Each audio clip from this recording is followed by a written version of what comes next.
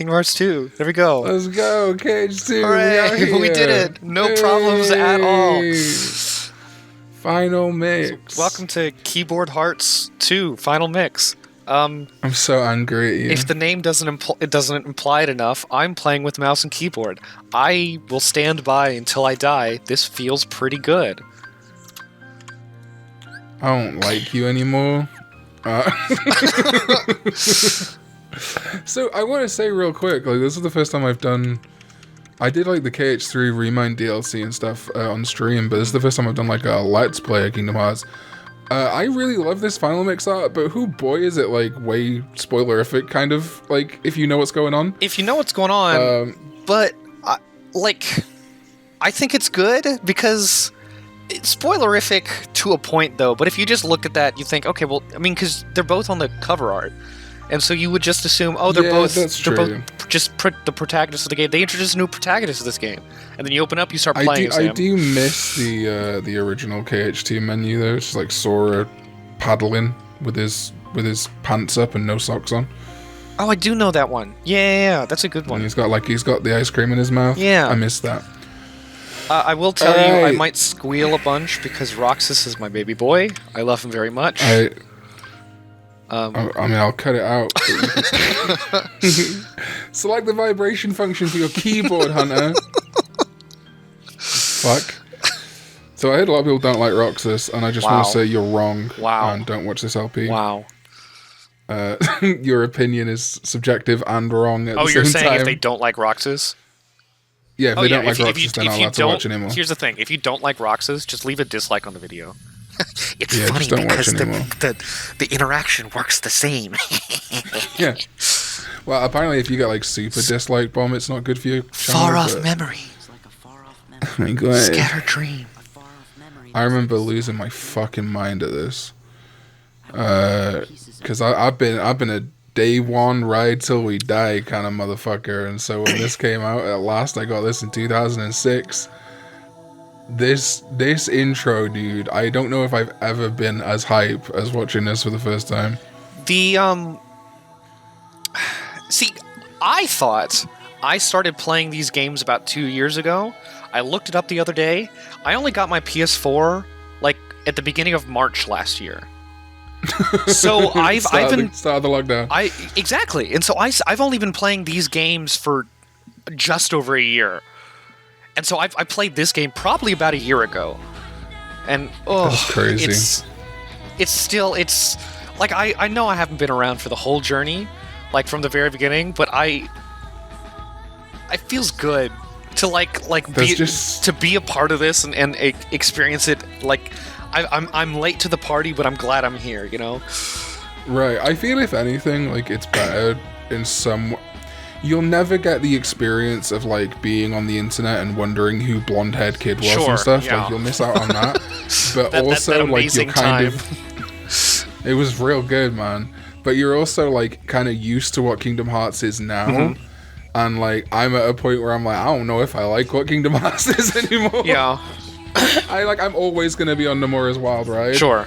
But like Union Cross, shit like that, I'm just like, oh god, dude, like, we need to. I tried Union Cross. Nope, not a thing. I've never really followed Cross mobile is games. the game that you let someone else play, and then you either watch their catch-up videos or you wait for that one guy to do the whole story. What is that one guy's channel? Plug I that always real quick. forget, I always forget. He's got like a sort of like, it's not like a brand name, it's like KH Union Cross, or is it far?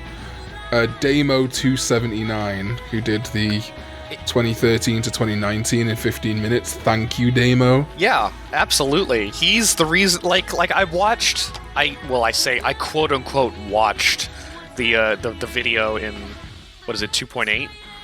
I didn't really watch it. I kind of fell asleep in the middle of it. And so watching his video was kind of a lifesaver.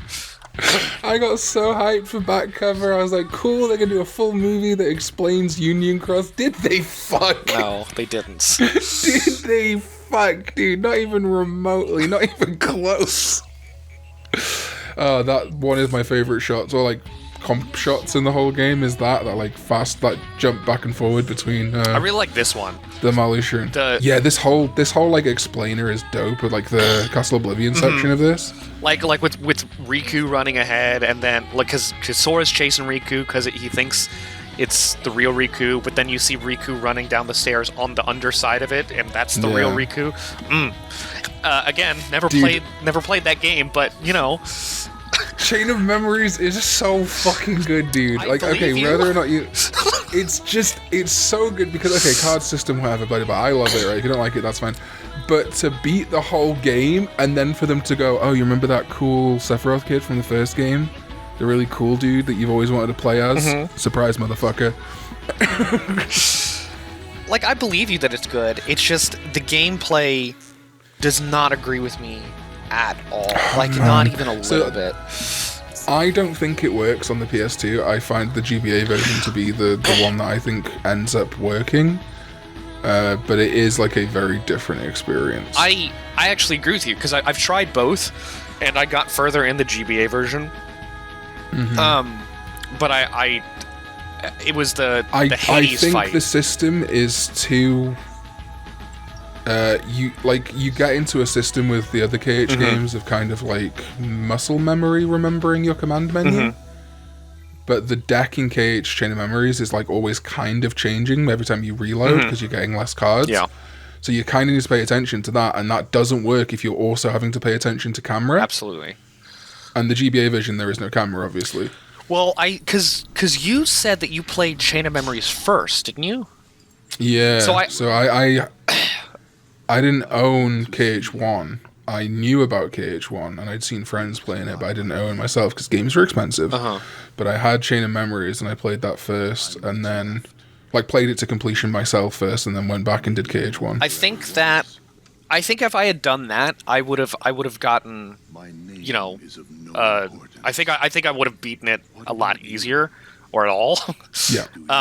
But coming straight from KH1, like it was hours after I beat KH1 and I went to Chain of Memories. I'm like, this is too different. I can't. I'm used to one thing. I can't flip it off. I think the best way to play Chain of Memories is on an actual Game Boy, like an actual SP. Yeah.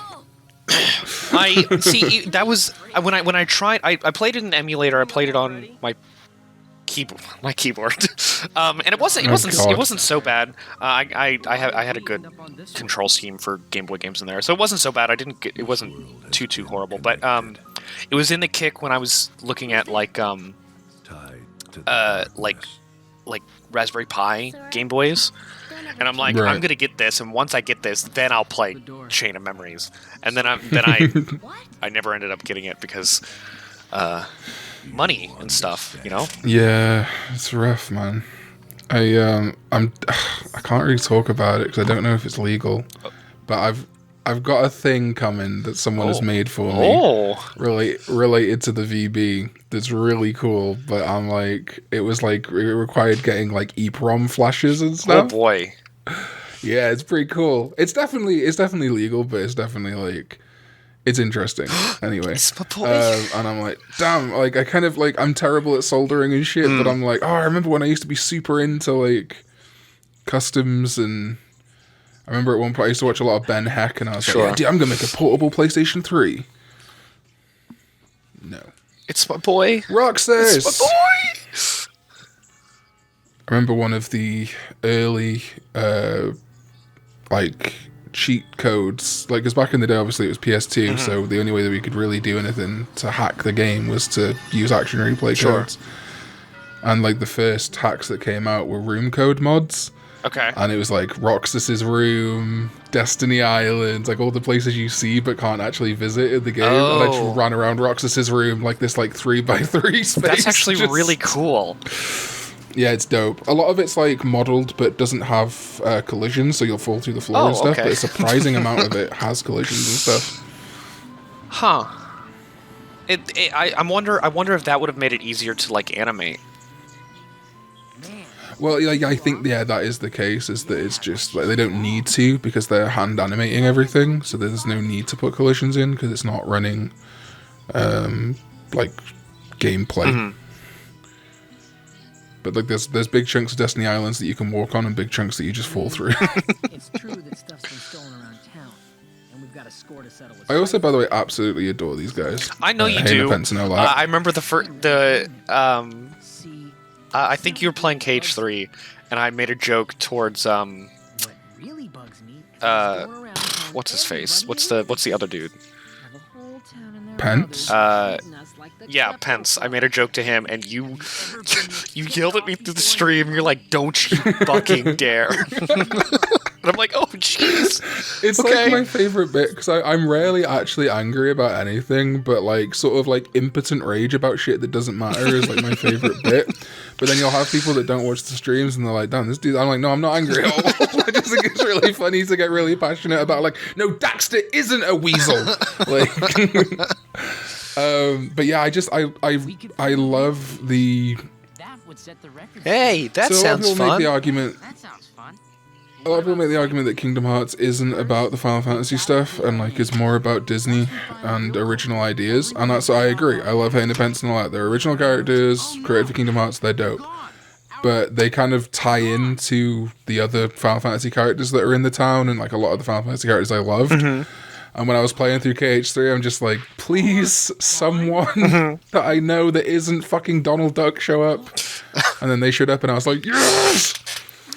I would almost 100% disagree that it is not at all about the Disney stuff. It just happens to have Mickey, Donald, Goofy, like because in each of the games, the Disney stuff is the stuff that matters the absolute least. You know? Right. I mean, it's definitely like the backdrop that facilitate like the core story of Sora and everyone is the most important part. But there's a lot of people who are like revisionists who are like, well, the Final Fantasy stuff was never that important. I'm like, but the Disney stuff was really? even less so. Because you got I don't know. I mean, it depends on the game, right? But I mean, even so, like the Disney worlds have very little bearing, if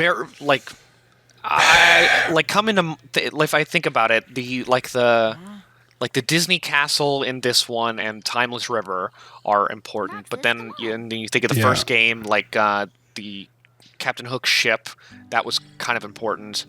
But I mean, I think like Mickey and his fucking domain, his dictatorship are important because I think like if it was more Final Fantasy, it would be like the Cloud Strife. Jesus fucking Christ! Someone's gonna have thrown up from that sorry. one. Oh my god. Or else it would have been like the Cloud Strife Kingdom, you know. So I think there is definitely a Disney lean, at least in the aesthetics and kind of like world building. But yeah, it's always going to be about Sora and everyone like that. But like to say that Final Fantasy is like not a element or like not an important element, I think is kind of ridiculous. I think so too, because if you look at like Leon and Aerith and Yuffie, like the whole Twilight Town committee is like a huge important thing. Absolutely a huge important part of the story. It's right. And also to Sora, they're like his friends. Absolutely. Like outside of Donald and Goofy, they're like his like closest friends. So like I'm not mad that if a game is like light on Final Fantasy. Like I think the way BBS did it's fine. Like or have like Zack turn up in Olympus Coliseum, kind of like how Auron does in this game. But when I was like, there's no Final Fantasy characters in KH3? Yeah, that's really? weird. I guess Moogle's still there, I guess. But you know what I mean? Like until the Remind DLC, there was moments I was like, we're in Radiant Garden and we're not even mentioning Aerith? Yeah. Okay. I find it really disappointing that Cage 3, like, it's a fun game, but like as a culmination of the series, and I didn't have to wait the length of time that you and other people did. I waited like a day and then I just popped it in. But like the culminate, it's supposed to be like the culmination of everything, and it just didn't feel like that. I posted something on like the Reddit to see if other people felt the same. I was like, the final, old man Xehanort felt like a pushover in that final fight. And then the story, it didn't, like, it, I don't know, it felt really unearned in terms... Yeah, I think the KH3's main issues was it had to resolve a lot of stuff, but also there's obviously, like, the Xehanort Saga stuff, at least. And then also, a lot of those moments that should have been in KH3 had ended up in, like, 2.8 or Dream Drop Distance, and so it just, like, I think there was a couple of moments that felt really good, like the Terra being the Heartless moment reveal, where he, like, rips the bandages off. That was really super cool. sick. But, like, Roxas coming back felt, like, really... really mid-tier. I will always love that moment just because I love Roxas so much. But I love seeing him. But the actual, like, I agree. At least until it felt a lot worse without Remind. I think having Remind fixed a lot. Having Sora do the bounce, whatever. And I will say after Remind, I felt a lot better about it. But it still felt really. Blech. Yeah, like I think also the fact that the last, like, quarter is all in that one dusty, like, I think it could have, the last location could have been like Scala, right? Well, I guess the last location is Scala, but a lot of the last fights could have been Scala. It just ended up feeling more like the last once you're in that, like, big desert tower setup thing. It felt like a series of data battles in quite uninspired locations, and when you consider, like, the end of KH2 is the world that never was, or, like, the end of KH1 is the end, or the end of worlds or whatever, it's like, end of KH3 is going to be not even the good part of the Keyblade graveyard with all the cool Keyblades, just fucking walls. Okay. I think the best option here is the main sword, but I just do whatever makes you happy. Because sword gives you an extra strength. The defense gives you an extra defense, and the magic gives you some extra magic.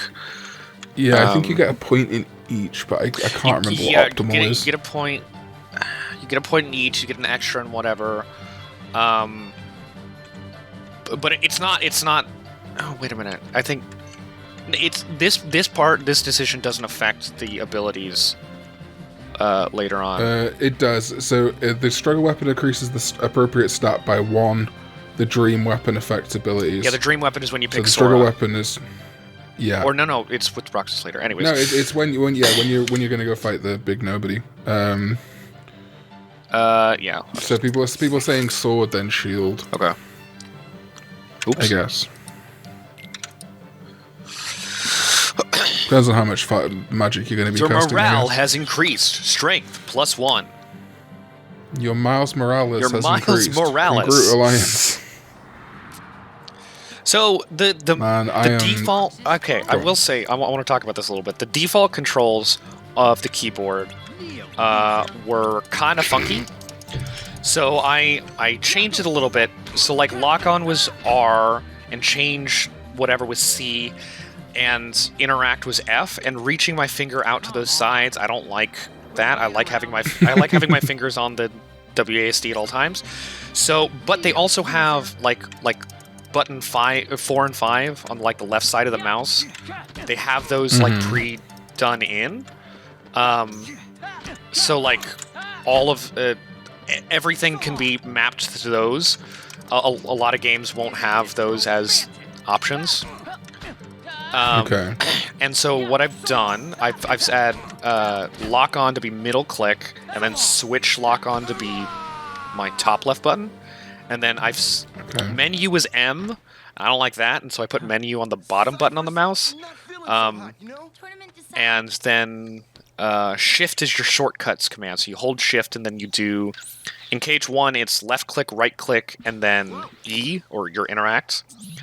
In this one, I think you get 4, and so I don't know what the 4th button is. What was that? The thief? It's good. I think it feels really good. And the scroll wheel, as I've been saying, the scroll wheel does command menu, and that feels really good, because you can still move around and look around while navigating the command menu.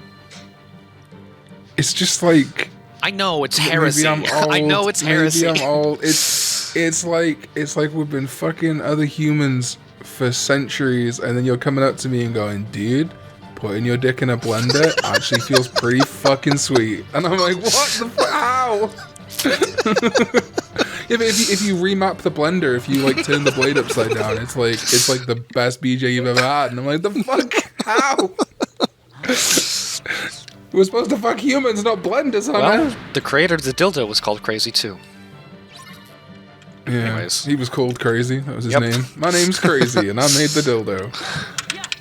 Oh, this frustrated me so much as a kid. Because I knew you can't win it, but I'm just like, I want to fucking hit him. I think if you just reversal over and over again. Oh yeah, it's damage based. Oh, is it? I think so. I think if you just let him hit you a bunch, it'll time out. I think it'll time out regardless, but it does it quicker if you just keep getting hit. Because it obviously doesn't want to let you KO.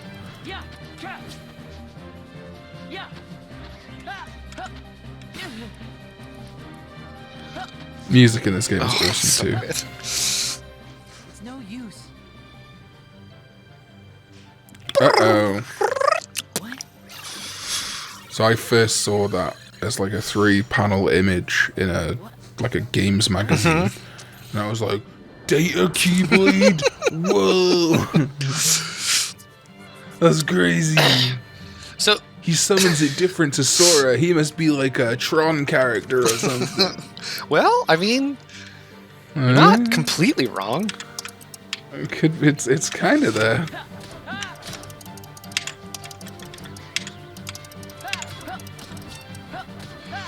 Nice. So I've been playing KH1 through this as well, just in my free time. And one thing I did, because I've played KH1 twice. I played it once on the PS2 for stream, and I played it once on the PS4 on my own. But both times I completely neglected the synthesis system, and so I'm playing through it. I'm like, I'm gonna not do that this time. Yeah. But one thing I did differently in the beginning on Destiny Island, after Riku says I'm gonna fucking darkness, and then jumps off into a pit. Instead of just ignoring all the Heartless and going wherever, I sat and for 30 minutes grinding the Heartless, and I got to level 8, level 9 before I left the island. Yeah. And I beat Darkseid in 30 seconds. I'm like, oh, this is, and then so I beat Riku for the first time ever on the island. I beat him in the race for the first time ever. I was super happy. That feels good, doesn't it? It feels really good. And I beat him first try. I didn't have to redo it. And then nice. I ended the island 2-1. That was really cool. But then I also beat Leon as well. I was really shocked about that. Yeah. I'm like, yeah, this is cool. This game's easy now.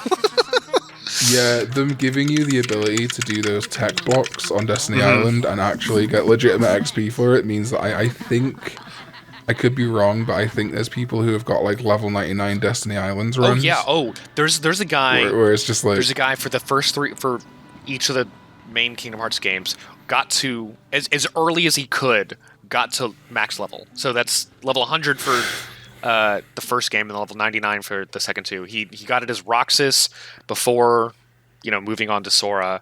He got it as Sora on Destiny Island in 1, and then he got it as Sora in fucking Hercules Town, Athens or whatever it's called. Olympus Coliseum. But it wasn't. It was the first area of that. Jesus. I think it's Athens. I just remembered, so I had Final Fantasy X when it came out, and then we used to do it, because obviously, again, poor, trade in a bunch of games to get whatever new game was coming out. And so then, later on, you'd inevitably go, oh, I want to play that again, so I'll go buy it for used or whatever. And my mum bought me Final Fantasy X again used, but I'd given some game to my friend Jordan, which had my memory card in the box, and I forgot about it. So for the first 3 or 4 days that I had Final Fantasy X back, I didn't have a memory card, so I didn't want to do too much. So I ended up, just in case the power got turned off or whatever, So I just ran around up to like Besaid Island and then just power leveled up Besaid Island like for like 4 or 5 hours while I waited for Jordan to give me my memory card the next hilarious. day. And so I ended up leaving Besaid Island with like the most fucking jacked Titus. That's really funny. Oh, by the way, if you're watching this, and you don't want spoilers, we're probably going to be talking about the game long before we get to the actual part of the game. Yeah, this isn't like a beginner's experience of KH2. This is not. None of my LPs are supposed to replace the actual game. Go play the fucking game and support the people that make them. I mean, this is just chuckle fucks playing video. Exactly. there are people who will do like first playthroughs, and if that's something you're interested in, go find those. This is not that. This is absolutely not that. I think in general I don't mind those, but I do think that sometimes the LP experience does replace people actually trying games themselves, so I'm kind of in and out on like how I feel about that. So I'll just like drop big spoilers at the start of episodes just so that people know that that's not the experience. Just to screw with people. Also, I guess we're not going to do KH1 for a while, but can we talk about how fucking weird KH1's voice cast is? What do you mean? Are you aware of how weird KH1's voice cast is? A little bit, but I guess the way you're making it sound, I guess not to the extent. David Boreanaz, Angel from Buffy, is Leon. Oh, really? Holy crap! Yeah. He's David whatever in or not David, but whatever. He's the guy from Bones. Yes, he is. He is Seeley Booth from Bones. Yeah, my girlfriend loves that show. That's really funny. It gets weirder. Okay. The older sister from Even Stevens is Yuffie. Okay, I recently followed her on TikTok. Yep. And then, would you like the weirdest thing about KH1? Go for it. Sephiroth is voiced by Lance Bass. Who's... Oh, from Gossip Girl? No, from fucking, Backstreet Boys. Huh. Sorry, NSYNC. Yeah. NSYNC. Jesus Christ, that's... Because I knew the... Oh my god. I knew... Yeah. I knew, like, the basics. Like, I knew Kyrie and Sora. Oh, right, yeah. You've also got, like, Hayden Panettiere and fucking Haley Joel Osment and shit, obviously, yeah. Chris Lloyd eventually does Old Man Xehanort. That is one of those things that is, like...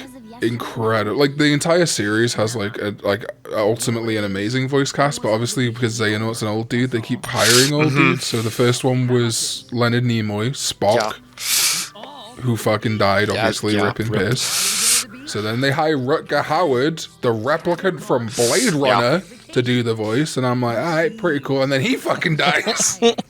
So let's get Chris Lloyd, who is an old man also. But I didn't see who they replaced him as. I just heard that they'd replaced it. So I think I first streamed Remind, and I was like, is that fucking Doc Brown? Yeah, the whole series is crazy. They got Jesse McCartney as Roxas, who's like a Disney guy. Mark Hamill is Master Ericus. Yeah, that's pretty crazy too. Willa Holland is like of note. She's Aqua. She's whatever queen in Oliver Queen's sister in whatever. Right.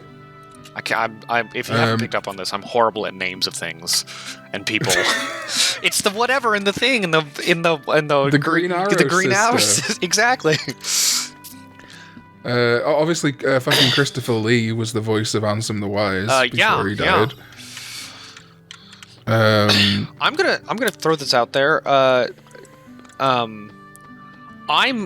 I'm okay with it. I don't know if you'd be okay with it, if like skipping some cutscenes just so that we get more gameplay in.